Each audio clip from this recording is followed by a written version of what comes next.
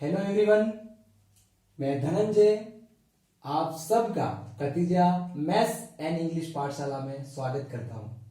आज मैं आप सबके लिए इंग्लिश का एक महत्वपूर्ण टॉपिक लेके आया हूं जो कि बोर्ड के स्टूडेंट्स के लिए और जो भी कॉम्पिटिटिव एग्जामिनेशन की प्रिपरेशन कर रहे हैं उन सब के लिए बहुत ही उपयोगी साबित होगा। चलो इसको ध्यान से देखिएगा। इसको तो मेरा टॉपिक का नाम है वॉइस, जिसे ज्यादातर लोग एक्टिव वॉइस और पैसिव वॉइस के नाम से जानते हैं। इसको पढ़ने से पहले हम इसको समझते हैं कि एक्चुअल में वॉइस होता क्या है। वॉइस क्या होता है? Voice is an art of making a statement. इसका मतलब है कि वॉइस है वो किसी भी वाक्य को कहने का तरीका, या कह सकते हो किसी भी कथन को कहने के तरीका है।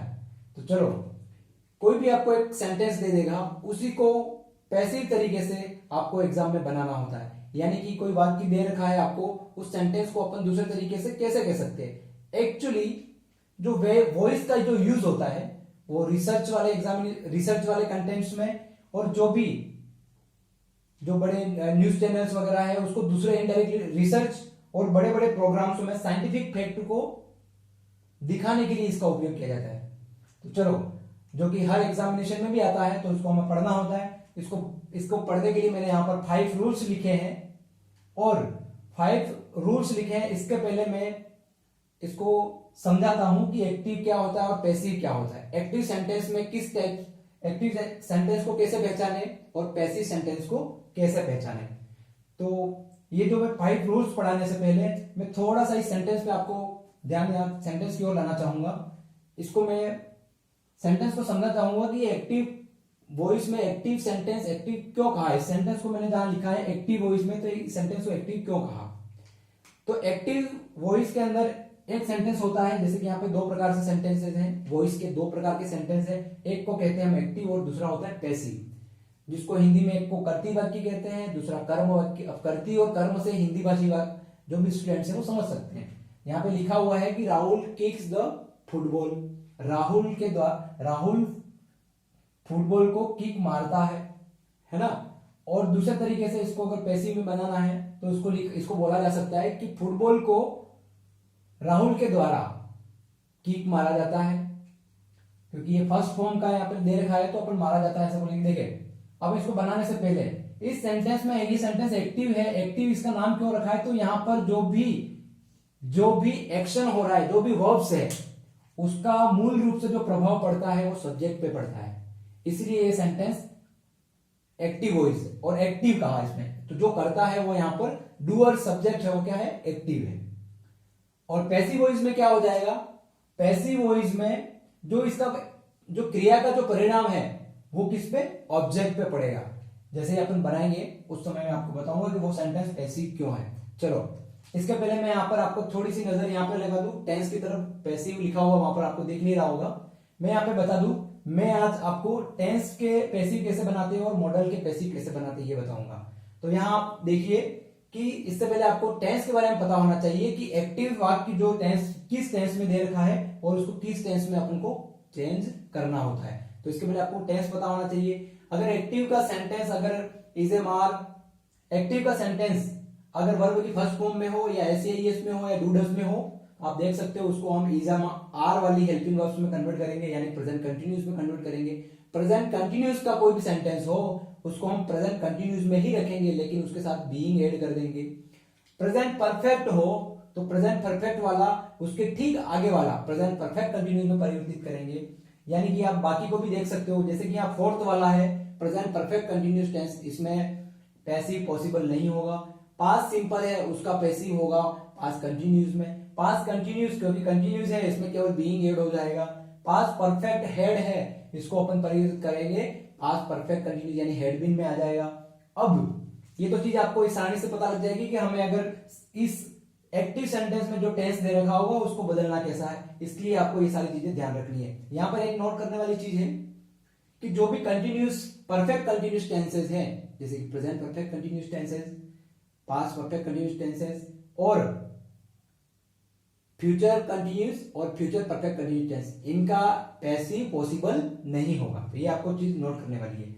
अब एक चीज और ध्यान रखनी है कि कोई भी सब्जेक्टिव प्रोनाउन और ऑब्जेक्टिव प्रोनाउन कैसे परिचित करना है, ये भी आपको पता होना चाहिए। जब सब्जेक्ट में यहाँ पर राहुल के राहुल हो तो उसको जब ऑब्जेक्ट में अगर ले जाएंगे तो वहां पर उसका क्या हो जाएगा, तो यहाँ पर नेम का नेम रहेगा, आई हो तो मी हो जाएगा, बी हो तो अस हो जाएगा, यू हो तो यू रहेगा, वी है तो अस हो जाएगा, दे का देम हो जाएगा। ये सब आपको पता होना चाहिए। हाँ, अब अपन आते हैं इसके 5 रूल्स पे, एक्टिव से पैसिव बनाने के 5 रूल्स को हम बिल्कुल इजी वे में समझेंगे। चलो देखते हैं। Rahul kicks the football. सबसे पहले पहचानना है कि टेंस कौन सा है। टेंस मतलब टेंस में कौन सी हेल्पिंग वर्ब से और कौन सा टेंस है, प्रेजेंट टेंस है, पास्ट है या फ्यूचर है। तो वर्ब की फर्स्ट फॉर्म है प्रेजेंट टेंस, पता लगी हमें। प्रेजेंट सिंपल है, वर्ब की फर्स्ट फॉर्म के साथ में एस या एस लगा हुआ है, तो इसमें हमको पता है हमको बदलना किसमें है, इज एम आर वाली हेल्पिंग वर्ब में बदलना है। ये तो बात पहली होगी। सेकंड चीज क्या ध्यान रखनी है, अब ध्यान रखनी है इसको बदलना कैसे है। मैंने यहाँ पे सबसे पहला मेरा 5 रूल्स में सबसे पहला पॉइंट है कि ऑब्जेक्ट को सब्जेक्ट में बदलना है, तो ऑब्जेक्ट पहचानना है। अब पहले तो अपन को सब्जेक्ट पहचानना है, सब्जेक्ट ये है हमारे पास, मेन वर्ब ये है और ये ऑब्जेक्ट है। चलो तो इसको बदलते हैं, क्या करते हैं, सबसे पहले हमारा जो ये सब्जेक्ट है तो ऑब्जेक्ट ये वाला है, ये हमारा सब्जेक्ट है, ये हमारा वर्ब की फर्स्ट फॉर्म में एस लगा हुआ है, ईएस लगा हुआ है, ठीक है, ईएस लगा हुआ है, यहाँ पे ये ऑब्जेक्ट है। तो रूल्स के हिसाब से अपन देखते हैं, जो ऑब्जेक्ट है उसको आगे लाना है, ठीक है। द फुटबॉल, पैसिव बनाते समय द फुटबॉल। अब देखो वर्ब की फर्स्ट फॉर्म ऐसे ही है, तब फुटबॉल के साथ में कौन सी हेल्पिंग वर्ब लगेगी, सेकंड पे helping verb second, football is. अब वर्ब की थर्ड फॉर्म यानी कि प्रेजेंट पार्टिसिपल वर्ब हर किसी में लगेगी, ठीक है। तो कौन सी लगेगी, परफेक्ट, प्रेजेंट परफेक्ट। वर्ब की थर्ड फॉर्म लगेगी यहां पर kicked, KICKED, the football is kicked. इसके बाद में बाय यूज करना है, हमेशा बाय का यूज इस ऑब्जेक्ट के साथ में करना है, यानी कि बाय ऑब्जेक्ट। ऑब्जेक्ट क्या है, राहुल, RAHUL, जो कि तो इसका एक्टिव हो, इसका क्या था, सब्जेक्ट था, वो पीछे चला जाएगा, क्या हो जाएगा, ऑब्जेक्ट बाय राहुल। तो ये हमारा बन गया पैसिव। अब आप देख सकते हो यहाँ पे मैंने क्या किया ये आपको पता होना चाहिए, यहाँ पे दिख रहा होगा, वर्ड थोड़े छोटे हैं। The football is kicked bye Rahul. चलो अब सेकंड पे चलते हैं। प्रिया wrote a letter.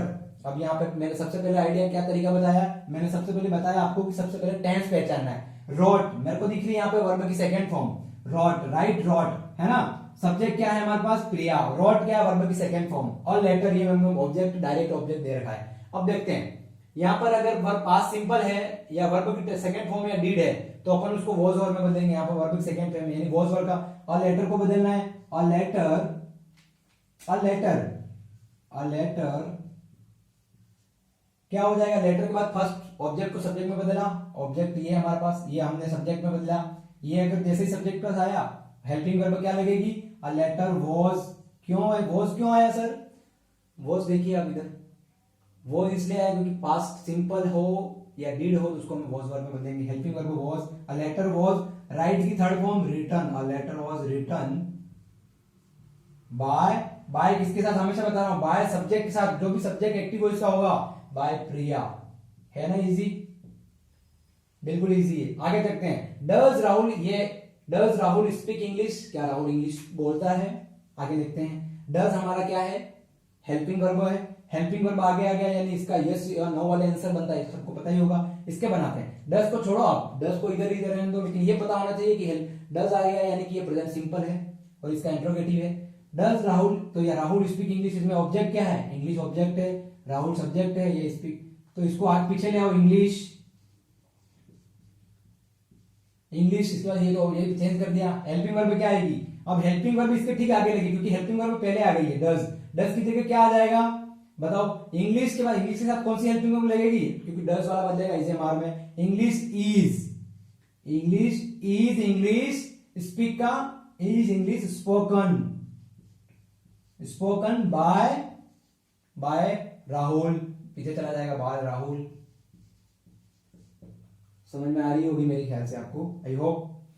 Who plays cricket, अब देखो इस वाले वाक्य को देख के बहुत सारी चीजें होती है, इसको अपन दो तरीके से बना सकते हैं। ये बहुत ही सिंपल है सेंटेंस। यहाँ पर हु आ गया, इंट्रोगेटिव सेंटेंस पूछ दिया, प्लेस क्रिकेट, सीधा ये प्लेस क्रिकेट यानी कि वर्ब से शुरू हो गया। तो अपन इसको एक तरीके से बना सकते हैं कि बाय हुम, जो अपन बाय हुम जो भी हमेशा ऑब्जेक्ट के साथ लगाते हैं, तो अपन इसको हु को सब्जेक्ट मानते हुए आगे ही लगा देंगे बाय, इसको हु को हुम में बदल देंगे। हुम यानी किसे, कोई कोई व्यक्ति तो है, हु यानी किसे, उसको जब पैसिव में बदलेंगे तो हुम कर देंगे इसको, हुम, बाय हुम। अब क्या हो जाएगा, ऑब्जेक्ट जो भी इसको हमने ऑब्जेक्ट माना जिसको ये आगे ले आएंगे, बाय हुम क्रिकेट, क्रिकेट। अब देखो प्लेस वर्ब की फर्स्ट फॉर्म, इसको प्रेजेंट कंटिन्यूस में, place cricket is played, PLAYD, played, played by, played बस। अब देखो इसको दूसरे तरीके से भी बना सकते हैं, कैसे बनाएंगे देखो, इसको अपन बना सकते हैं ये, इसको अगर ऑब्जेक्ट मान रहे हैं इसको आगे ले लिया, cricket is played by whom, by whom को पीछे भी लगा सकते हैं, ठीक है। चलो आगे एक मॉडल का है, तो मॉडल के लिए मैं आपको वापस बताना चाहूंगा, कैन हो तो कैन बी, मे है तो मे बी, कुछ नहीं करना है। मॉडल वर्ब आपको पता होगा मॉडल क्या होते हैं, जो भी हमारे मूड को, मूड से रिलेटेड है, जो मूड बताने के लिए प्रयोग करते हैं टेंस के अलावा, वो हमारे साथ क्या कहलाते हैं, मॉडल। तो मॉडल है, उसमें बी लगाना है। तो देखो can you solve this question, यहाँ पे इंट्रोगेटिव क्वेश्चन में पूछता है कि उसमें क्या आप इस क्वेश्चन को सोल्व कर सकते हो। चलो इसमें ऑब्जेक्ट पहचानो, कैन तो हेल्पिंग वर्ब है, मॉडल वर्ब है, यू हमारा सब्जेक्ट है, सोल्व है वर्ब है, मेन वर्ब, और दिस क्वेश्चन ये मुझे ऑब्जेक्ट नजर आ रहा है, तो मैं इसको कैन का तो कैन ही रहेगा, है ना। को this question, can this question, can this question be solved by you, you जब पीछे जाएगा ऑब्जेक्टिव प्रोनाउन में तो क्या हो जाएगा, बाय यू का यू ही रहेगा, सबको पता होगा। यहां पर लास्ट सेंटेंस एक है, people should help to the poor, यानी अब पीपल वर्ड आया है। पीपल, मैंने एक चीज ध्यान रखना है आपको, यहां पर पीपल सब्जेक्ट है हमारा, कैसा सब्जेक्ट है, वेग प्रोनाउन है एक तरह से, वेग प्रोनाउन कहो या वेग सब्जेक्ट कहो या अननेसेसरी सब्जेक्ट कहो। जब एक्टिव पैसिव में इसको अननेसेसरी कहते हैं, क्यों, क्योंकि इसको बाय के बाद में यूज नहीं करा जाता, ज्यादा बाय के बाद में यूज नहीं किया जाता, इसको छोड़ दिया है। बाय के अलावा कौन कौन से, दे और वी भी हमारे क्या है, वेग प्रोनाउन है। समवन, समबडी, पीपल, इसमें पता नहीं रहता कि काम किसके द्वारा किया जा रहा है, ठीक है। तो people should help to the poor, तो इसको देखो द पुअर, यहां पे देखो मैं द पुअर को सब्जेक्ट ऑब्जेक्ट ला रहा हूं, पीछे ला रहा हूं, द पुअर शुड के साथ में क्या हो जाएगा, हेल्पिंग वर्ब, रूल के हिसाब से helping verb, SHOULD, should be helped, बस बस, the poor should be helped bye, people लगाने की जरूरत नहीं है। तो आई होप आप सबको यहां पर टेंस और मॉडल वाले सेंटेंस में आपको पता चल गया होगा कि एक्टिव से पैसिव कैसे बनाते हैं। एक बार फिर से मैं ओवरऑल रिव्यू के तौर पर बता देता हूं। राहुल किक द फुटबॉल, इसमें जो क्रिया है किक, उसका प्रभाव सब्जेक्ट पे ज्यादा पड़ रहा है एक्टिव सेंटेंस में, और पैसिव में क्या हो रहा है, पैसिव में जो ऑब्जेक्ट है उस पर क्रिया का प्रभाव ज्यादा पड़ रहा है। यानी पहले वाले सेंटेंस में तो जो करता है उस पर ज्यादा प्रभाव पड़ता है क्रिया का, और दूसरे सेंटेंस में उसका परिणाम का प्रभाव उस पर पड़ता है, किसके ऊपर, ऑब्जेक्ट के ऊपर पड़ता है। तो सिंपल सा है, यहां पर आपको समझ में आ गया होगा। नेक्स्ट वीडियो में मैं आप सबके लिए लेट से बनने वाले, लेट का उपयोग कब करेंगे, जब अगर वर्ब से शुरू हो रहा हो सेंटेंस, जैसे कि प्लीज कम इनसाइड, है ना, हेल्प विद वॉर, ऐसा कोई सेंटेंस है वो लेट से शुरू होंगे, लेट से अपना उसको बनाना सीखेंगे। इंपेरेटिव सेंटेंसेस, जो आदेशात्मक वाक्य, जैसे कि आदेशात्मक वाक्य, यू शुड हेल्प, मतलब जो भी सेंटेंस आदेशात्मक वाक्य के अंदर आते हैं वो सारे इंपेरेटिव में सीखेंगे, अपन इन्फिनेटिव में सीखेंगे। तो धन्यवाद दोस्त, धन्यवाद आप सबको वीडियो देखने के लिए। अगर इसी तरह अगर मेरे वीडियो को, अगर आपको अच्छा लग रहा है, मेरे वीडियो अगर आपको अच्छा लग रहा है तो उसको लाइक करो, सब्सक्राइब करो और मुझे मोटिवेट करो। Thank you.